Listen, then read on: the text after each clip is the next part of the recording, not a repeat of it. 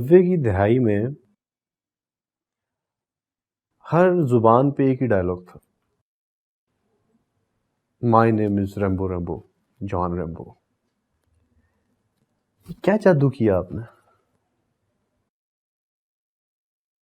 جادو میں نے کیا کرنا تھا، جادو کرنے والے نے کیا، اللہ کی ذات نے۔ بس وہ پہلی اٹیمپٹ تھی، پہلا ہی چانس تھا، اللہ نے وہ کنٹینیوٹی ہٹ کرا دی۔ اور کیا ہٹ کروائی آپ کی؟ ہاں، ہیں سڑکیں سنسان، دکانیں بند۔ بالکل۔ تب تو وہاں اتنی پرابلم نہیں تھی، پریزیڈنسی کے پاس ہی پی ٹی وی کا سینٹر، آپ کو پتہ ہی، اب وہ ہیڈ آفس ہو گیا، تو ریڈ ایریا کوئی نہیں تھا، اب تو ریڈ کر دیا تھا، سارا ہی اسلام آباد ہی ریڈ ہو گیا پورا۔ تو سکھ یاتری آتے تھے پنجا صاحب، تو تب موبائل اتنا عام نہیں تھا، ہمارے خالد صاحب کے پاس تھا، خالد حفیظ صاحب، اللہ انہیں زندگی دے، صحت دے۔ تو اس کے علاوہ موبائل بڑے کم لوگوں کے پاس تھا، فون بجا، پی ٹی وی سے فون آ رہے ہیں، تو پتہ چلا جی کہ 3-4 بسیں آئی ہیں، اس میں سارے سکھ ہمارے پڑوسی بھائی تھے، پی ٹی سی ایل کے فون گھروں میں بجنے شروع ہو گئے۔ پتہ چلا جی کہ وہ ڈھونڈو، اس وقت ڈھونڈنا بھی مشکل تھا، میں کہیں اور، وہ سارے نکل پڑے دوست یار، جن کو پتہ چلا، گھر سے بھی کوئی بھائی چھوٹا، اور ڈھونڈ رہے ہیں، کہیں مل گئے ہم۔ پتہ چلا جی کہ پی ٹی وی سے گاڑی آئی ہے، تو وہ کہہ رہے ہیں جی کہ چلیں، وہاں پہ 3-4 بسز آئی ہیں، اور اس میں بچے اور مرد اور عورتیں ہیں، وہ چڑھدے پنجاب سے، تو وہ پنجا صاحب آتے تھے ان کو، تو وہ کہتے ہیں جی کہ ہم نے ریمبو سے ملنا ہے، تو وہ جا نہیں رہے، انہوں نے ایک ٹائپ دھرنا ٹائپ دے دیا تھا۔ وہ میرے پاس ایک تصویر بھی ہے، اس وقت ہمارے ٹی وی کے کیمرہ مین نے بنائی تھی، گھر میں کہیں مجھے نظر بھی آئی تھی بڑے عرصے کے بعد، تو ہے۔ تو اتنی دیر میں پھر جب ہم ادھر سے نکل گئے، طارق ملک صاحب کو اللہ جنت نصیب کرے، ان کو پکڑ کے لے آئے، اور خالد حفیظ صاحب آ گئے، ہم 3-4 لوگ اکٹھے ہو گئے تھے، اور ان لوگوں نے جناب، انہوں نے کہا جی کہ 8:30، وہاں 8:30 بجتے تھے، 8:30 سے 9:30 ہم کپڑے کا کاروبار کرتے ہیں، تو ہم اپنی مارکیٹیں بند کر دیتے ہیں ہفتے والے دن، اور انہوں نے کہا تھا جی کہ ایک گزارش ہے کہ آپ رومن میں اپنے نام لکھا کریں، ہمیں آپ کے اصل نام نہیں پتہ۔ تو کہتے ہیں جی وہ بڑی دھوم ہے جی آپ کی ادھر۔ بس تھا یہ، جب پہلی دفعہ میں شو کرنے گیا یو کے، یورپ، اور وہاں جو پاکستانی تھے اور انڈین بھی یا سکھ بھی، جو اردو پنجابی سمجھتے بولتے تھے، تو سب کے گھروں میں نے دیکھا کہ اس وقت وی ایچ ایس کی ٹیپ، اس میں گیسٹ ہاؤس ریکارڈڈ۔ یہ میں بات کر رہا ہوں جب میں گیا تھا فرسٹ ٹائم 94-95 میں فلموں میں کام کر رہا تھا، تو گیسٹ ہاؤس سب کے پاس وہاں اس وقت تھا۔ بڑا ایک انوکھا تجربہ تھا کہ ایک کریکٹر ہاتھ میں وائپر پکڑے، جھاڑو پکڑے ہوئے، اور وہ لوگوں کے دلوں میں اس طریقے سے گھر کر جائے۔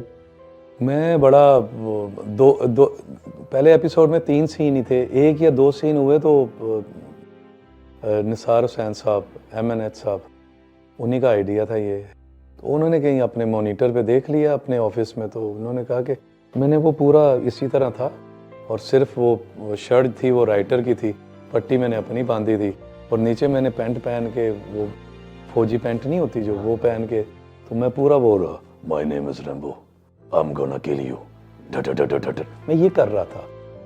انہوں نے دیکھا، انہوں نے کہا روکو روکو بھائی، ادھر آؤ، کاکا کیڑا ادھر آ، تو کی نام ہے تیرا؟ میں کہا جی یہ نام ہے۔ اچھا ادھر بہ جا۔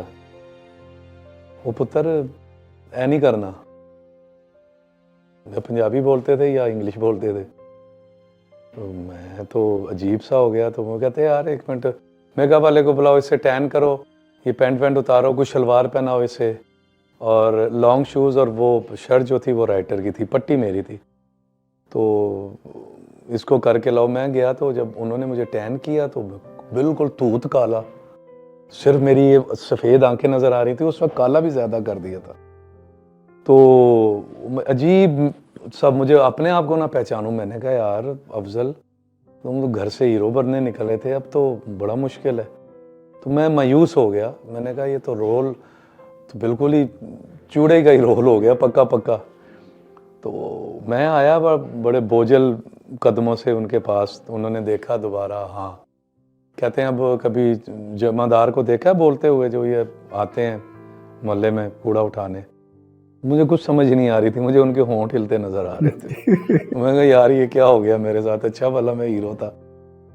تو انہوں نے مجھے کر کے بتایا کہ وہ بات کو لٹکا کے بولتے ہیں, آپ جی کی ہو گیا جے تانوں اسی تے کند چکنا ہے تے کام پیسے ہی نہیں دیتے. تو وہ مجھے کر کے انہوں نے بتایا.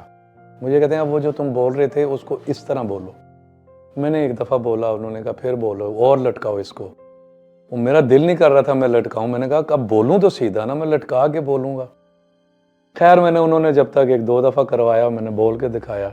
کہتے ہیں اب جا کے کرو. تو میں نے پٹی باندھ لی تھی. کہتے ہیں پٹی بھی لا دے. میں کہا جی بابا جی پٹی رہن دو. کہتے ہیں اچھا چلو ٹھیک ہے. تو میں جانے لگا, اسٹوڈیو کا دروازہ کھلا, اے یا بی ہال تھا بڑا والا. تو مجھے کہتے گل سن. تو میں مڑا. مجھے کہتے کاکا جو او کر رہا سی نا وہ تو وہ کر ہی رہا ہے, جو تو ہن کر رہا نا جہدے نال تیری شکل ملتی ہے یہ وہ نہیں کر سکتا. تے او چلنا سی ایک قسط وچ تے اے چلے گا ہن ساری زندگی. یہ ان کے الفاظ تھے. وہ کہا یہ چلے گا اب ساری زندگی. تو چل میرا پتر شاباش. تو یہ تھا بس. کہاں گئے یہ لوگ جو اتنا دور دیکھ لیتے تھے؟ کوئی ملا ہی نہیں اس کے بعد. جتنا کام کیا ہے فلموں میں بس ایک پیج مل جاتا تھا, ہاں جی کرو. میں کہا جی اس میں کامیڈی اب کرو, پیسے نہیں لیتے, کامیڈی کریں اس میں ڈالیں. لکھی ہوئی ملتی تھی 20%, 25%, 100% کرنا. وہ مطلب وہ انہی لوگوں کا کام تھا, رنگیلا صاحب کا, منور صاحب کا. ان جیسے ہم کہاں ہو سکتے ہیں. تو آپ ان کے ساتھ ملانے لگ پڑیں گے تو بڑا مشکل ہو جائے گا. تو خیر اللہ نے کیا. اور میرے لیے یہ بھی مشکل تھا کامیڈی کرنا, کہ کامیڈین ہمیشہ یا موٹا ہوتا ہے یا پتلا ہوتا ہے یا گنجا ہوتا ہے یا بہت پتلا یا بہت کالا یا عجیب سا ہوتا ہے. تو تب کامیڈی نکلتی ہے. مطلب سادی شکل کے, نارمل شکل کے ساتھ. یا منور صاحب نے کامیڈی کی ہے لیکن ان کا جملہ وہ اتنا, ان کی ٹائمنگ ایسی تھی کہ وہ تو اس طرف تو کہیں اس خطے میں کوئی کرنے والا نہیں تھا, سب نے کاپی کیا ان کو. تو میرے ساتھ پتہ نہیں کیا کچھ ماں باپ کی دعائیں تھیں, بس میرا چل گیا کام. اور ایک ایسا کریکٹر کرنے کے بعد فلم سٹار بن جانا ٹی وی سے. اسی پہلے ڈرامے سے ہی مجھے آفر آنا شروع ہو گئی تھی. تھوڑا پیچھے چلتے ہیں. ہاں جی چلیے. اچھا ادھر ہی بیٹھ. اچھا بیٹھ کے میں سمجھا ادھر پیچھے, ذہن کو پیچھے لے کے چلو. اچھا ذہن کو جا کے. حویلیاں جی, کھلا کشادہ ایک کھیت.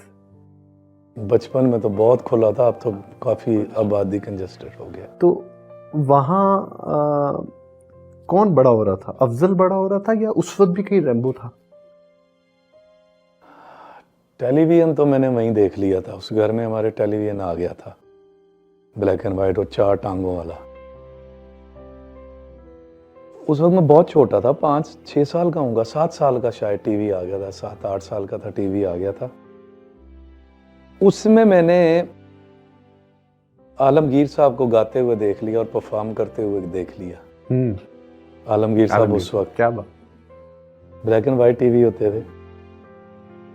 تو مجھے پتہ نہیں کیا ہوا, میں نے کہا یار یہ کتنے اچھے لگ رہے ہیں, یہ کون ہے, یہ کام کتنا اچھا ہے, اس ڈبے میں کیسے آ سکتا ہے بندہ, مجھے یہ کام کرنا ہے.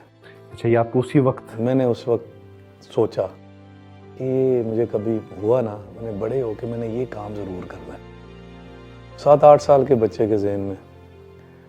خیر بس میں نے عالمگیر صاحب مجھے ملے, خوش قسمتی میری, ایک دفعہ مجھے مل گئے اور بڑے پیار سے ملے. میرے لیے خوش قسمتی یہ ہے کہ مجھے جانتے بھی تھے. میں نے کہا جی میں تو آپ کا اتنا بڑا فین ہوں, چھوڑیں آپ, میں کیا کچھ نہیں ہوں. میں نے کہا جی میں آپ کو ایک بات بتاؤں, آپ کو دیکھ کے مجھے ایکٹنگ کا شوق ہوا تھا, حالانکہ آپ سنگر تھے, لیکن جو آپ جس طریقے سے گانا, ان کا گانا ان کے اوپر پکچرائز بھی ہوتا تھا اور بڑی لائیو گٹار لے کے, اور وہ شکر پڑیاں اور اسلام آباد میں, اور تو مجھے بڑا پیار کیا انہوں نے گلے لگا کے. پھر تو بہت تو میں نے کہا جی مجھے ایکٹر بنانے والے آپ ہیں, آپ کو نہ دیکھتا میں, ٹی وی میرے گھر نہ آتا تو شاید میں ایکٹر ہی نہ بنتا. پھر یہ تھا کہ 2-2.5 سال بعد ہمیں پنڈی شفٹ ہونا تھا, شاید اسی لیے پھر پنڈی میں مجھے لیاقت ہال مل گیا, پھر ٹی وی جانا آنا مل گیا, ورنہ میں گاؤں میں ہوتا تو کیا, یہ مشکل ہی تھا. وہ اللہ نے راستے بنانے